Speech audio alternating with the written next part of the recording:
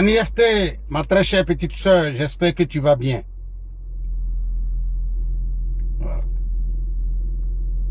Adolo bâtisseur, partagez le direct et mettez les cœurs s'il vous plaît. Voilà. Chers frères et sœurs, aujourd'hui c'est un grand jour. Aujourd'hui c'est un grand jour parce que aujourd'hui est vendredi. Voilà.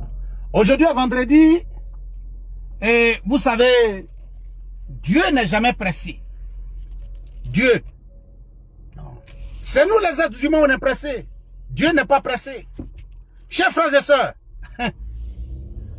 vous savez, le traître, le malhonnête, l'inconscient, l'idiot, Dieu le laisse faire ce qu'il a envie de faire. Mais quand Dieu décide d'agir, il n'y a rien à faire. Ça là, pendant des années, on a dit. Pendant des mois, on a dit. Vous savez, les soroïstes aujourd'hui, chers frères et sœurs, surtout leur leader, peut être considéré comme l'homme, le mazo de la politique ivoirienne. Vous savez ce qu'on appelle mazo. Je n'ai pas besoin de vous expliquer. Ça dit que partout où il y a la brutalité, c'est là-bas lui il est. Et quand tu es dans ça, les gens t'utilisent. D'après eux-mêmes, oui, je regrette, je demande pardon, je dois me confesser devant les Ivoiriens, je dois me faire comme ça devant les Ivoiriens. Chers frères et sœurs, quelqu'un dit, je demande pardon aux Ivoiriens parce que j'ai participé à une rébellion. Les Ivoiriens disent, ah, peut-être que il a compris. Il y a d'autres qui disent, bon, on va le pardonner. Mais nous autres là, on dit non, on n'est pas dedans. Parce que son pardon là, c'est pas sincère. Maintenant là, les gens, ceux qui veulent le pardonner, ceux qui décident de marcher avec lui, disent bon, on va lui laisser une petite chance. Et puis on va voir. Quelqu'un demande pardon. Il dit non, je vous demande pardon d'avoir tué les Ivoiriens. Je vous demande pardon. Vraiment, pardonnez-moi. Mon rôle aujourd'hui, ce que je vais faire, c'est de demander pardon aux Ivoiriens. C'est de faire comme ça aux Ivoiriens. Les Ivoiriens n'ont qu'à se mettre ensemble. Laurent Gbagbo doit rentrer. Ce n'est pas normal ce qui arrive à Laurent Gbagbo. Ce qui arrive à Bédié là, ce n'est pas normal. Notre pays est devenu un pays de dictateurs aujourd'hui. On a compris. On dit bon, il n'y a pas de problème. On n'a qu'à lui donner une petite chance même pour croire que ce qu'il est en train de dire, il est dans la vérité. Chers frères et sœurs, il nous a dit ça à 21 h. Il nous a dit ça à 21 h. Ceux qui étaient du côté pour dire bon, vraiment, il a demandé pardon. Donc, on n'a qu'à pardonner. Certainement, c'est une erreur. Il était jeune, il a commis des erreurs. Donc, les autres disent, mon frère Alpha Koné dit, mon frère Sinali dit, frère Zoulou, ah, il n'y a pas de problème. Mais comme la nuit porte conseil, il est déjà 21 h, il nous a dit ça la nuit. Allons dormir. Et puis on va voir si demain matin, au réveil, ça ne va pas changer. J'ai dit bon, mon frère, comme toi tu as dit ça, on a compris. On a appelé ma soeur Walouri Sita Ouattara. On lui a expliqué. Sita dit, Tchenini, attends, on dit non. Sita dit, bon, ok, il n'y a pas de problème. Zoulou, comme à l'autre côté, on va voir. Nous, on s'est réveillé le matin. Mon frère Sinali est venu taper à ma porte. Zoulou! J'ai dit, qu'est-ce qui se passe à 5 h du matin là?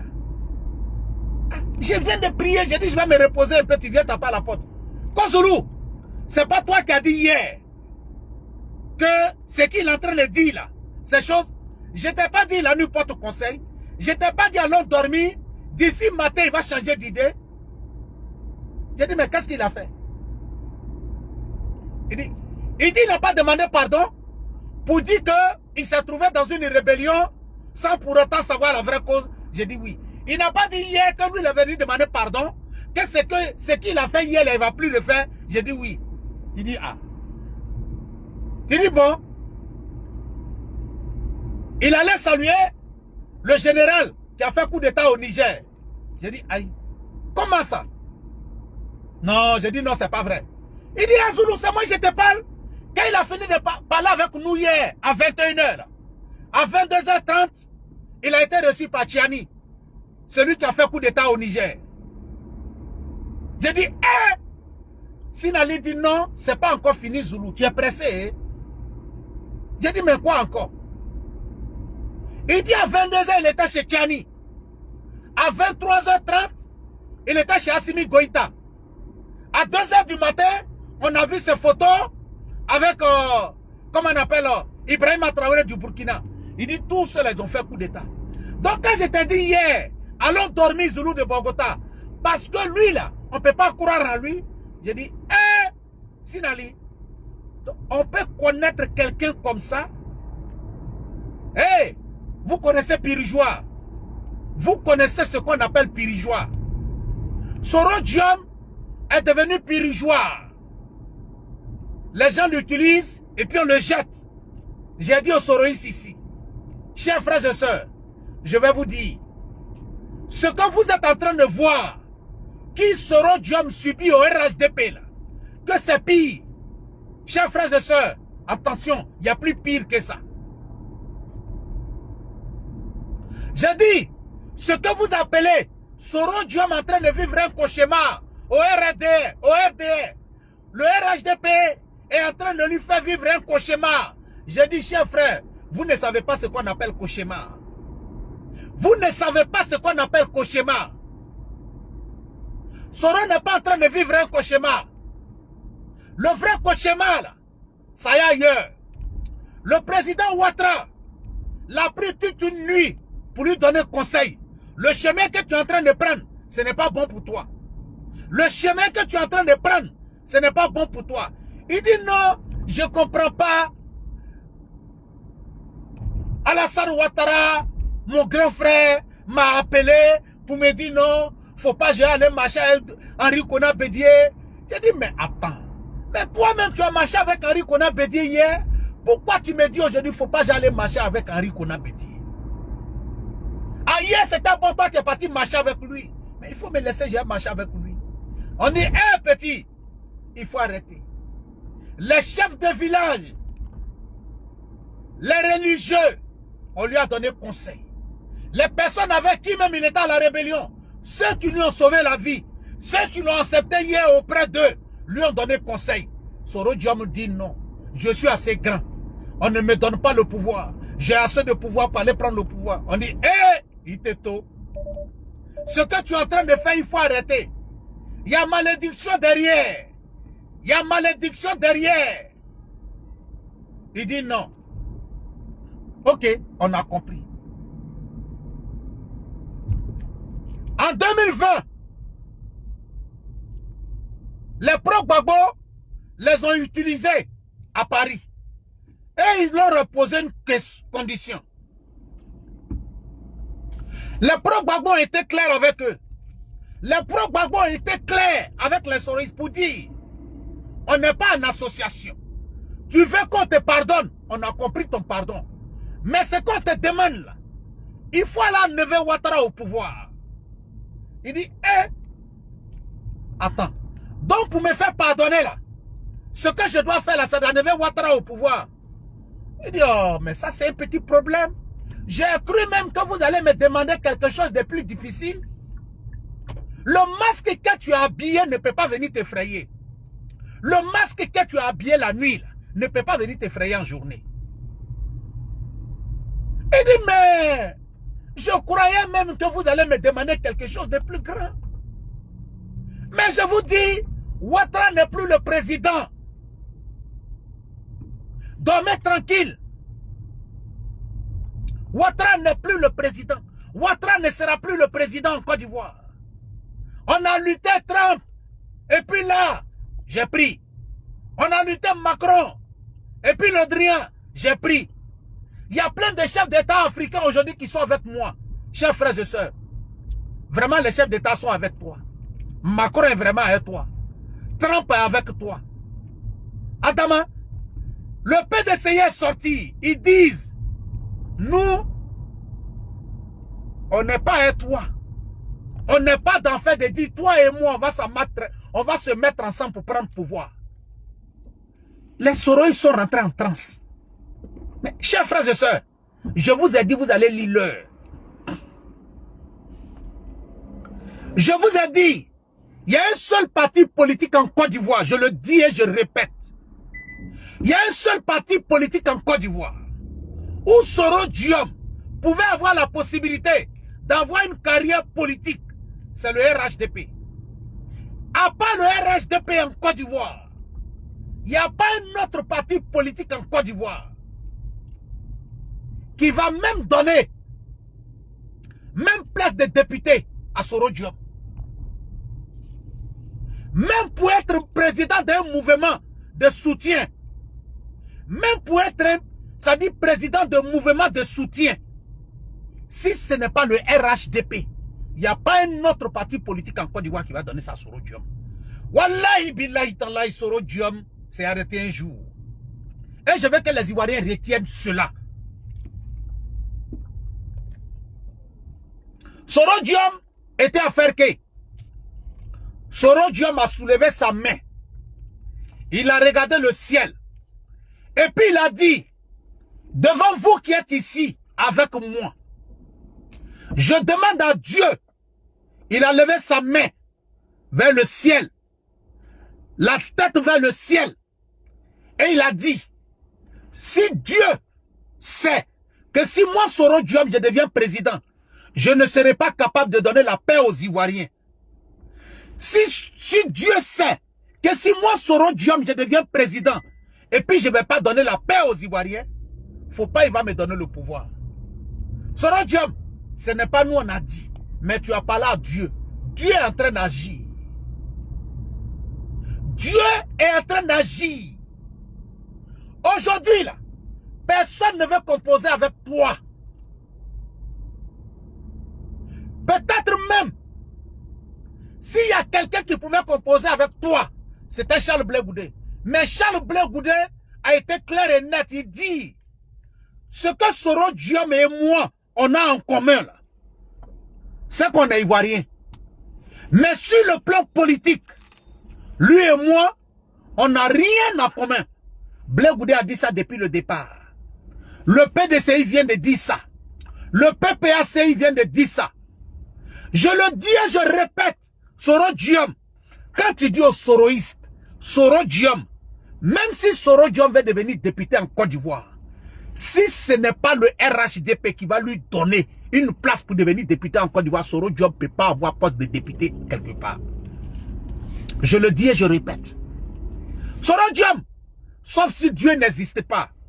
Mais wallahi billahi tallahi Soro Diom, si toi pour tes intérêts personnels, tu as dit hier que tout ce qui s'est passé là, que c'est faux. Nous, nos parents n'ont pas été tués. On n'a pas été marginalisés en Côte d'Ivoire. Wallahi billahi tallahi Soro Diom, si c'est ça qui est la vérité. Si ce que tu as dit, c'est ça qui est la vérité. Que Dieu te donne le pouvoir. Mais Soro Diom, si nous on a été marginalisés hier, si Laurent Gbagbo pendant son pouvoir a tué des Traoré seulement parce qu'il s'appelait Traoré, si des Koné ont été tués parce qu'ils s'appelaient Koné, aujourd'hui nous sommes vendredi, si des Soro ont été poursuivis hier parce qu'ils sont Soro, si des Koulibaly ont été torturés hier parce qu'ils sont Koulibaly, si c'est ce qui est la vérité, toi Soro Diom, wallahi billahi tallahi, ce que tu es en train de voir aujourd'hui là, ce n'est que le début. Ce que tu es en train de voir aujourd'hui là, ce n'est que le début. Wallahi billahi tallahi, on ne joue pas avec le sang. Là où le sang est versé, toi Soro Diom, tu as joué avec ça. Toi Soro Diom, tu es venu t'asseoir devant les Ivoiriens, que c'est le président Ouattara qui t'a dit d'aller diriger une rébellion. Soro Diom, ce papier là, tu vas le faire sortir devant Dieu.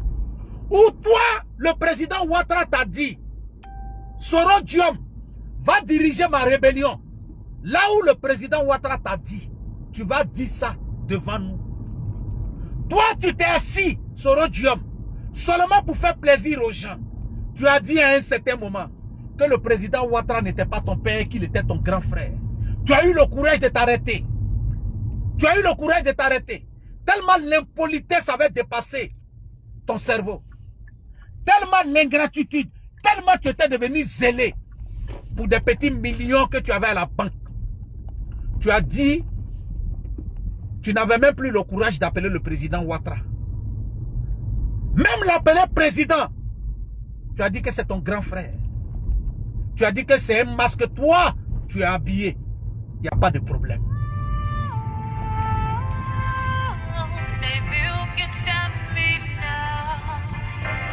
Excusez-moi. Hein? Tu étais là. Tu étais en bonne santé.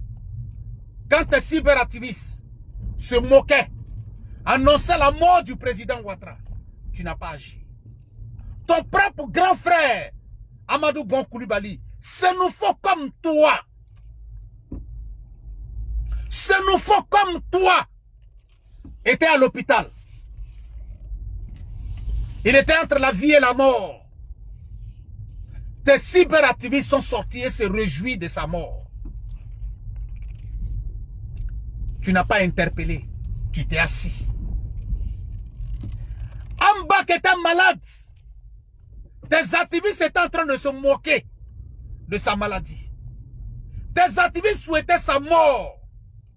Comme aujourd'hui ils souhaitent la mort de Chérif Ousmane. Tu n'as jamais agi. Parce que certainement, eux, dans leur logique, tu étais immortel. Mais nous savions que tu n'es pas immortel. Nous savions que tu n'es pas immortel. Mais, cher jeune frère, la dignité est plus importante que tout. Tu as perdu ta dignité. Tu as perdu ta crédibilité devant les Ivoiriens. La seule chose qui te reste à faire,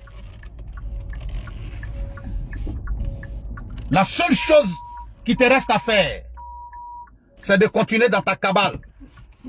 C'est de continuer dans ton combat que tu penses être juste aujourd'hui. Et ce combat-là, c'est quoi? Utiliser les armes pour prendre le pouvoir. La politique ne se résume pas. On vous l'a dit et on vous a répété. La mort d'Ibé, la mort d'Amadou Gon Coulibaly ne fera pas de toi président de la République de Côte d'Ivoire. La mort d'Ambak ne fera pas de toi président de la République de Côte d'Ivoire. La mort du président Ouattara ne fera pas de toi président de la Côte d'Ivoire. La mort de Chérif Ousmane ne fera pas de toi président de la République de Côte d'Ivoire. Mais tes militants tes cyberactivistes sont convaincus que la mort des autres peut faire de toi président. Oui. Delphine Boanik, salut à toi, depuis ta position. Tes cyberactivistes sont convaincus que le malheur des autres peut faire ton bonheur. Tes cyberactivistes sont convaincus que le malheur des autres, la mort des autres peut faire de toi président. Non. Non. La mort des autres ne fera pas de toi président. Donnez-moi une minute, s'il vous plaît.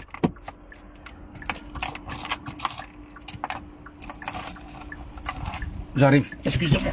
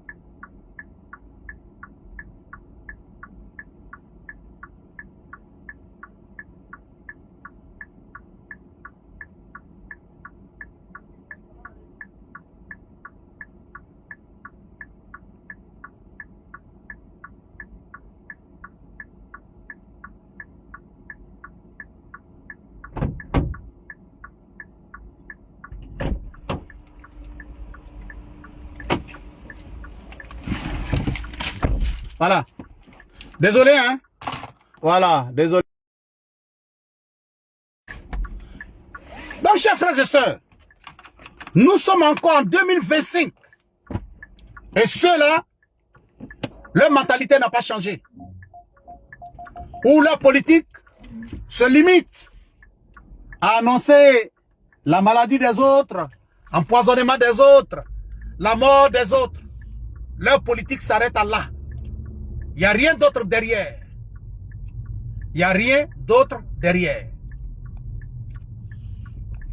Leur politique se limite à là. Tout ce qu'eux, ils sont capables de faire, c'est de mener les enquêtes. Telle personne a été empoisonnée, telle personne est malade, telle personne est comme ça. C'est tout. Mais il n'y a pas de problème. Les Ivoiriens ont compris qui vous êtes. Ce qui arrive à Soro Diom aujourd'hui, Wallahi billahi ta'ala, si ça n'arrivait pas à Soro Diom, c'est que Dieu n'existe pas. Oui.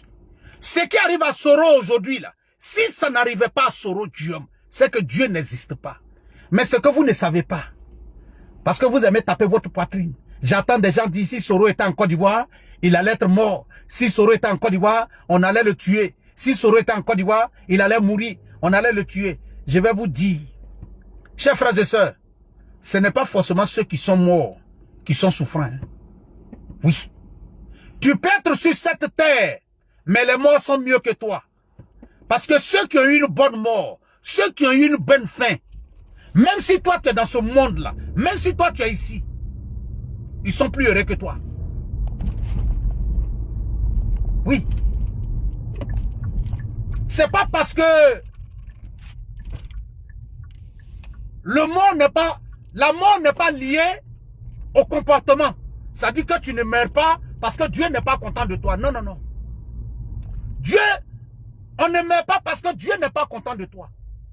Tu n'es pas vivant parce que Dieu est content de toi. C'est pas parce que toi tu es vivant que Dieu t'aime qu'il est mort. Ce n'est pas ça. Ce n'est pas ça. Mais c'est ce que vous croyez. Qu'on a tellement, vous êtes né pour mentir. Tellement la malédiction va vous détruire. Tellement la haine va vous détruire. Vous avez le courage de dire, si Soro était en Côte d'Ivoire aujourd'hui, il était mort. Zoulou, c'est moi je te dis, si Soro ne quittait pas la Côte d'Ivoire, il était mort. Mais où Soro est aujourd'hui? Où Soro est aujourd'hui là? Dites-nous. Expliquez-nous. Vous savez parler de la maladie des autres. La mort des autres. Mais prenez un jour le courage de venir vous asseoir et d'expliquer la maladie de votre leader aux autres. Venez vous asseoir un jour et expliquer la maladie de votre leader, la souffrance de votre leader. Vous n'allez jamais le faire. Vous allez toujours rester là. Il va prendre des photos, venir partager sur les réseaux sociaux les anciennes photos. Oui, ouais. On dit que je suis malade. On dit il n'a qu'à faire direct, on va voir. Ou bien où il est là, il n'y a pas connexion. Au Niger, il n'y a pas connexion. Au Niger, il n'y a pas connexion. Ils vont venir mentir après pour dire non, il ne veut pas faire direct parce que façon Ouattara le cherche là. S'il fait direct, même dans le direct là, on peut savoir sa position. Des menteurs. Des menteurs. Je vous le dis haut et fort. C'est vous qui avez aidé les gens ici. Allons marcher. Ce n'est pas possible. On ne peut pas arrêter les militants du FPI. La Côte d'Ivoire, c'est pas comme ça. Rentrer ici, sortir ici. Rentrer comme ça, c'est pas comme ça. Soro Diom est dehors aujourd'hui. C'est vous qui avez marché hier. Parce que Laurent Gbagbo est à la CPI. Vous avez marché hier, Laurent Gbagbo est à la CPI. Hier, quand vous étiez dans votre combat d'hypocrisie, de mensonge, vous avez fait des marches honteuses ici. Vous avez couru pour aller à la CPI. Mais Laurent Gbagbo aujourd'hui là, il envoie ses collaborateurs au Burkina pour aller saluer Ibrahim Traoré. Mais ils savent que Ibrahim Traoré est en contact avec Soro Diom. Laurent Gbagbo pouvait dire à Ibrahim, comme Kone Katina vient là, il faut dire à Soro Diom, il va venir. Comme ça, il va venir participer à la rencontre. Faut lui dire, il va venir. Laurent Gbagbo n'a pas le temps pour ça. Quand Laurent Gbagbo dit, oui, quand je suis, Laurent Gbagbo a dit, oui, quand je suis parti par là, et Ouattara, il dit Ouattara, il faut laisser Soro Diom rentrer. Ouattara dit, Soro Diom là, il va voir avec moi. Que lui, il a dit au président Ouattara, Ouattara, Soro va voir quoi avec toi? Tu vas faire quoi? Tu les vois sur les réseaux sociaux. Laurent Gbagbo a parlé. Laurent Gbagbo dit il a parlé à Ouattara. Laurent Gbagbo dit il a parlé au président. Laurent Gbagbo a dit ça. Laurent Gbagbo a dit c'est faux. Traoré Kamel, le grain de Boundiali. Salam alaikum à vous. J'espère que vous allez bien. Hein? Oui. Laurent Gbagbo a dit comme ça. Laurent Gbagbo a dit comme ça. Hein? Laurent Gbagbo n'a même pas le temps de parler de ses propres militants. Hein? C'est de quelqu'un qui perd son temps pour aller parler avec les rebelles, des faiseurs de coups d'État, quelqu'un qui perd son temps en train de mentir. Je le dis haut et fort. Le jour Soro Diom s'est assis et puis il a dit non, Ouattara et moi, je vais vous dire, il y avait un imam, il y avait un chef de village, il y avait un salah, il y avait un ça. Ouattara m'a dit que si demain il prend le pouvoir, il va faire de moi le numéro 2 du parti, il va faire de moi le numéro 5 de son parti, rentrer ici, sortir ici. J'ai dit, voilà à faire. Voilà à faire.